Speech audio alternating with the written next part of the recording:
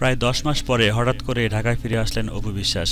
এসেই দেখেন তার হিরো শাকিব খান তার হাতের মুঠো থেকে বের হয়ে গেছে। সেটা যেন সে কিছুতেই মেনে নিতে পারছেন না। আর সেজন্যই গত শনিবার ১৮ই মার্চ বুবলি তার সামাজিক যোগাযোগ মাধ্যমে ফেসবুক ওয়ালে শাকিব খানের সঙ্গে একটি গ্রুপ ছবি পোস্ট করেন আর ক্যাপশনে লিখেছিলেন ফ্যামিলি টাইম। এতে বুবলির পরিবার লোকজনও ছিল।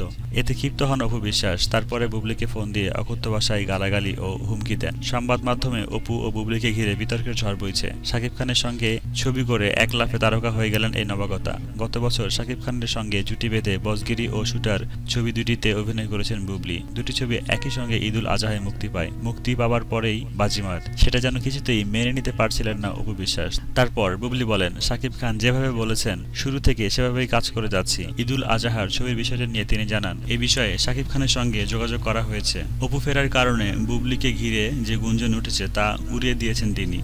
জোর দিয়ে বলেছেন, অবশ্যই আগামী ঈদুল আজহার আরেকটি ছবি বুবলির সাথে আমার একসঙ্গে প্রকাশ হবে। সেটি হতে পারে বসগিরির ছবির দ্বিতীয় খণ্ড অথবা অন্য কোনো ছবি। এটাই চূড়ান্ত। এত সব সংবাদের পর নিজেকে মিডিয়া পাড়ায় নিজের পজিশন ধরে রাখার জন্য নতুন লুকে দেখা যাবে অপু বিশ্বাসকে। এ ব্যাপারে তিনি বলেন, খুব শীঘ্রই আপনাদের মাঝে সশরীরে আমি হাজির হব।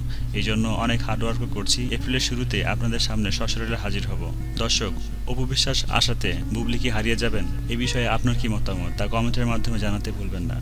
ধন্যবাদ।